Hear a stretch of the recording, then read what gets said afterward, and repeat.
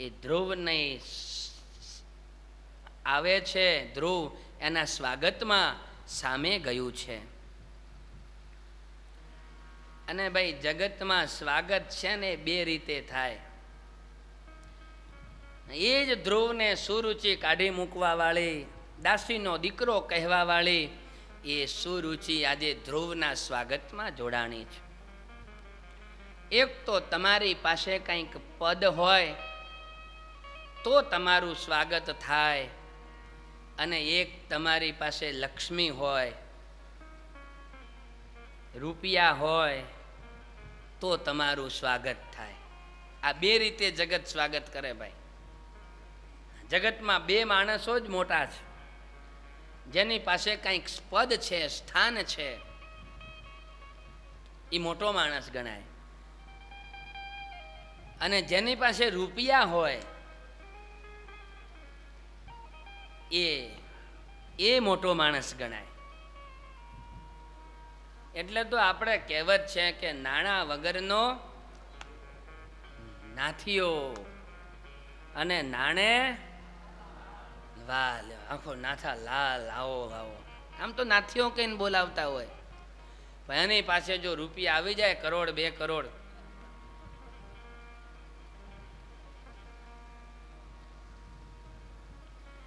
પૈસા બિન બેન કહે કિસકા તું ભાઈ હે. પૈસા વગર બેને એમ કહી દે કે ભાઈ તું કોનો ભાઈ, તારી પાસે કઈ છે તો નહીં.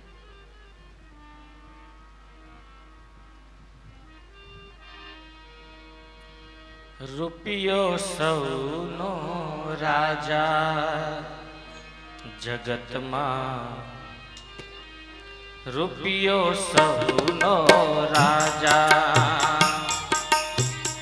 રૂપિયો સૌનો રાજા જગતમાં, રૂપિયો સૌનો રાજા. રૂપિયે મેલી માજા જગતમાં, રૂપિયો સહુનો રાજા.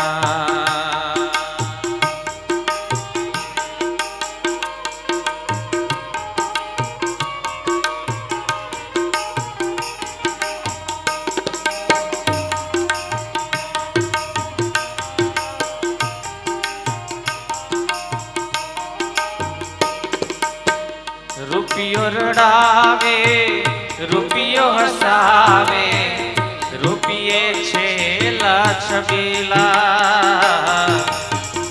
રૂપિયો રડાવે, રૂપિયો હસાવે, રૂપિયે છેલા છબીલા. રૂપિયો સૌને નાચ નચાવે, રૂપિયો સૌને નાચન ચાવે.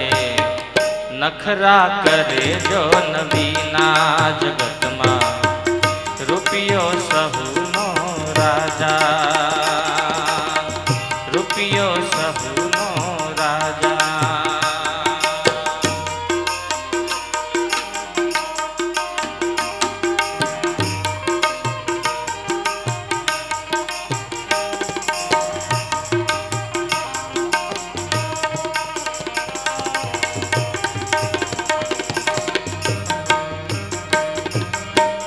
રૂપિયો હોય તો સૌ કોઈ બોલાવે, બોલાવે કુટુંબ કબીલા. એ રૂપિયો હોય તો સૌ કોઈ બોલાવે, બોલાવે કુટુંબ કબીલા. રૂપિયા વિના જો હાથ પગ હાલે નહીં, રૂપિયા વિના હાથ પગ હાલે નહીં. થઈ જાય મોઢા ઢીલા જગતમાં, રૂપિયો સહુનો રાજા જગતમાં, રૂપિયો સહુનો રાજા જગતમાં, રૂપિયો સહુનો રાજા.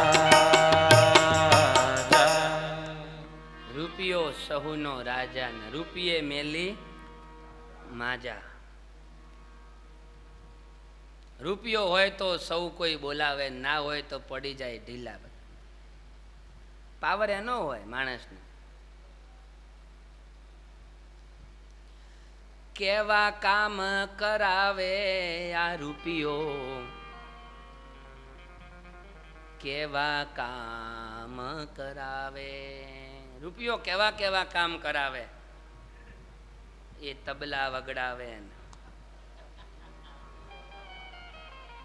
હા, એ હાર્મોનિયમે વગડાવે અને પેલો બેન્જો એ વગડાવે.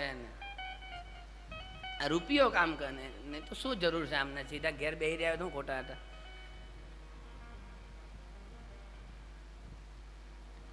કેવા કામ કરાવે આ રૂપિયો, કેવા કામ કરાવે.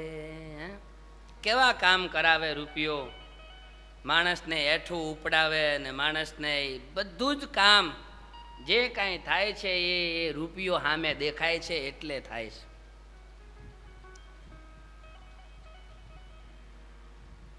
એમને એમ કાંઈ થતું જ નથી. માણસનું સ્વાગત બે રીતે થાય છે કે એક તો એની પાસે કંઈક પદ પ્રતિષ્ઠા હોય તો એનું લોકો સ્વાગત કરે કે આ ભાઈ પ્રધાનમંત્રી છે કે મુખ્યમંત્રી છે કે ધારાસભ્ય છે, એનું પદ છે તો એનું સ્વાગત થાય.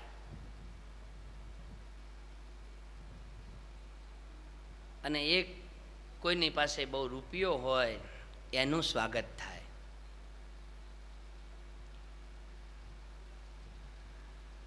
ધ્રુવજીનું આજે સ્વાગત થયું છે. ભગવાનને પ્રસન્ન કરી અને ધ્રુવ આવ્યા હતા.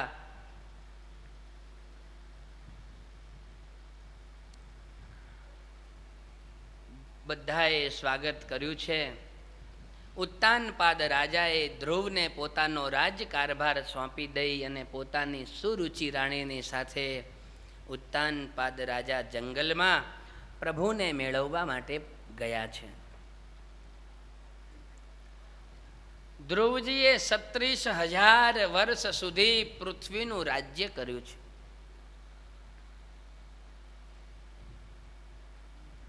એનો જ્યારે અંતકાળ આવ્યો છે ત્યારે કાળ એને લેવા આવ્યો તો ધ્રુવજીએ કહ્યું છે કે જા, હું ભગવાનનો ભગત છું, તારી સાથે ન આવું. મને ભગવાન સ્વયં લેવા આવે તો હું ભગવાનના ધામમાં આવું, તારી સાથે ન આવું. એમ કહેવાય છે કે કાળના મસ્તક ઉપર પગ મૂકી અને ધ્રુવજી ભગવાનના ધામમાં પામ્યા છે. અને આજે પણ આકાશની અંદર એ ધ્રુવજીના તારાના રૂપમાં આજે પણ આપણને દર્શન આપે છે. અખંડ અવિચળ સ્થાન ભગવાને એને આપેલું છે.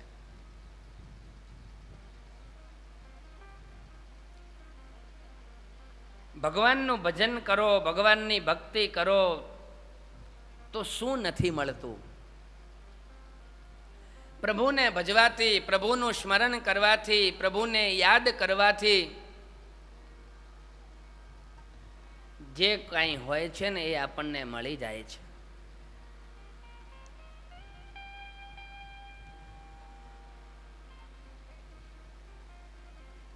એ નરેન્દ્ર મોદીના ઘેરથી હતા જશોદાબેન. સભામાંથી હમણાં વિદાય લીધી એમણે. પહેલાં ખ્યાલ ના રહ્યો, નહીં તો એમનું સ્વાગત આપણે અહીંથી જ કરત.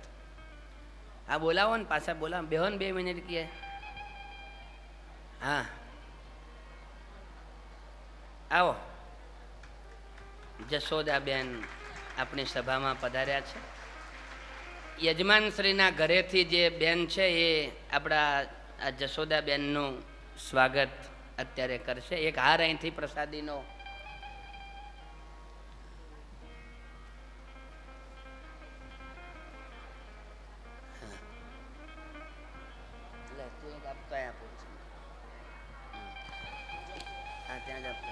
એ યજમાનશ્રીના ઘરેથી જે છે એક બીજો એમનું આપણે જશોદાબેન આપણી સભામાં પધાર્યા છે, એમનું આપણે સ્વાગત કરીશું.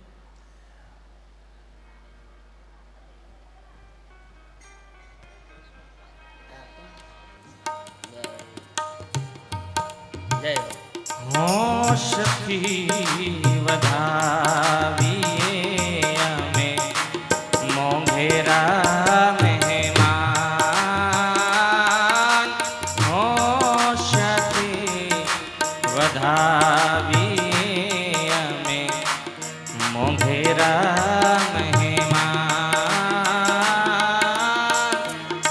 આપના પગલા પડ્યાથી આપના પગલા પડ્યાથી અવસરની વધી ગઈ શાન હોશથી વધાવીએ અમે મોંઘેરા મહેમાન સ્વાગતમ સ્વાગતમ સ્વાગતમ સ્વાગતમ સ્વાગતમ સ્વાગતમ સ્વાગતમ સ્વાગતમ.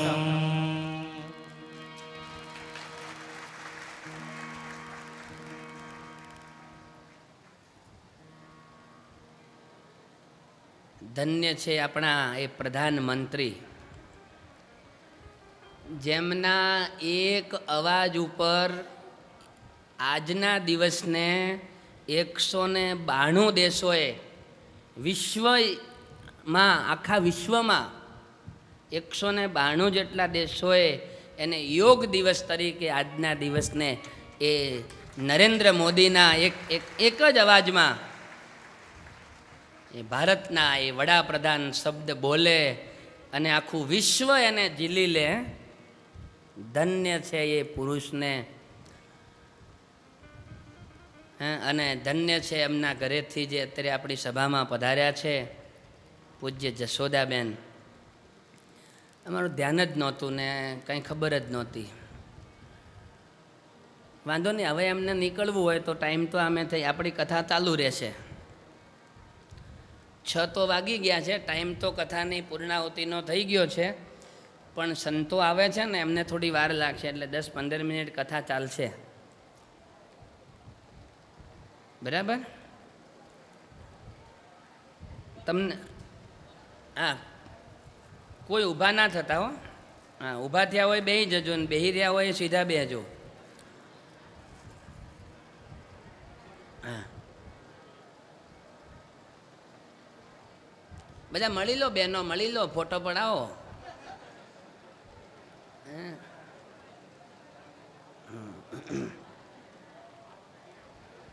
મોદી આયા પાછા. હા,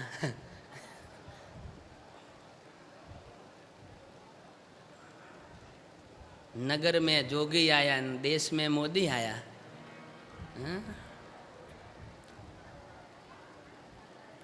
श्रीमन नारायण नारायण नारायण श्रीमन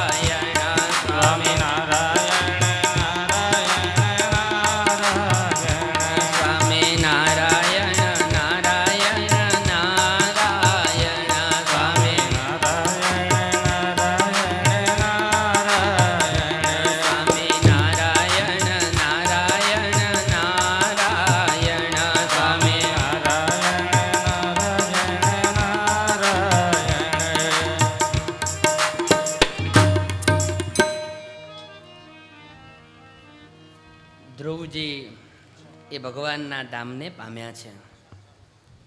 ચતુર્થ સ્કંદમાં ધ્રુવજીના વંશની અંદર અંગ નામના રાજા થયા છે. આ અંગના વંશની અંદર વેન નામના રાજા થયા છે. વેનના વંશમાં નિષાદ નામના રાજા થયા છે. નિષાદ બહુ જ અત્યાચારી રાજા હતો. પ્રજાને હેરાન પરેશાન કરવાવાળો રાજા.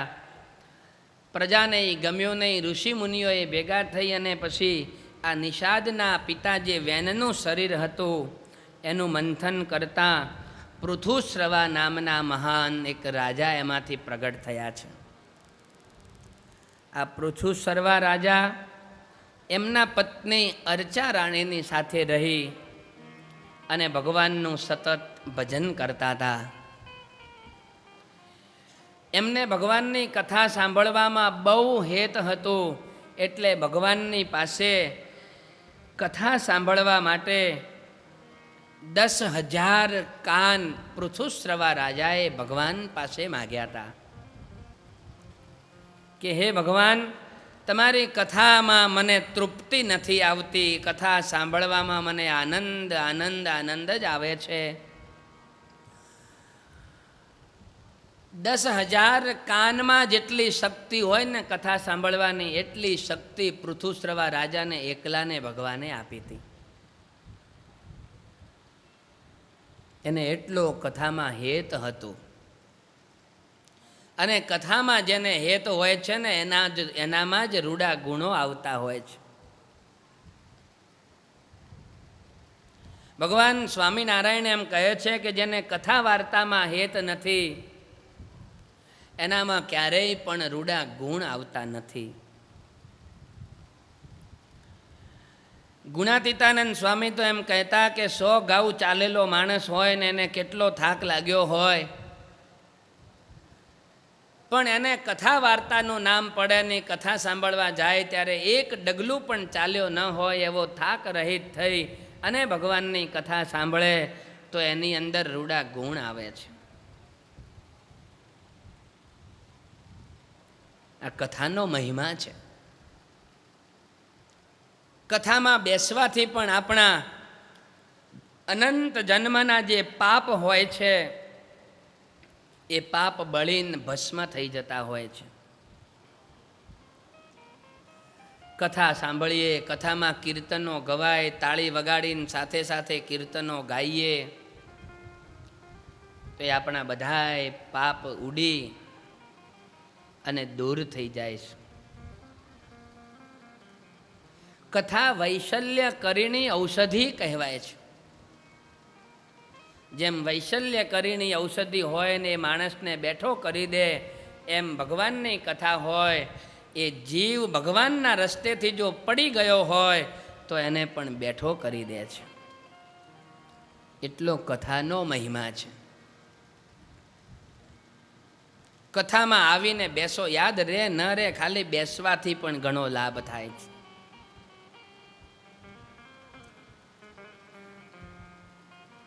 એક ગામમાં કથા બેઠેલી ને માજી કથા સાંભળવા ગયેલા. કોકે કહ્યું માજી હાલો કે હારો કથાકાર આવ્યો છે, કથા બહુ સારી કરે છે. માજી કે કેટલા કલાક હાલે કથા? તો કે 3 કલાક તો ચાલે. તો કે એમાં પાણી બાણી પીવા મળે? તો કે કેરબા તો મૂકેલા છે પણ ઊભા થઈને પીવું પડે, કોઈ પાય નહીં. માજી કે સારું એક લોટો હાથે લેતા જઈએ. પાણીનો ભરેલો લોટો માજી લઈને ગયા અને મંડપનો રોપેલો છેલ્લો થાંભલો હતો ને ત્યાં જઈને બેસી ગયા. આ બાજુ વક્તાએ બોલવાનું ચાલુ કર્યું ને પેલી બાજુ માજીએ ડોલવાનું ચાલુ કર્યું.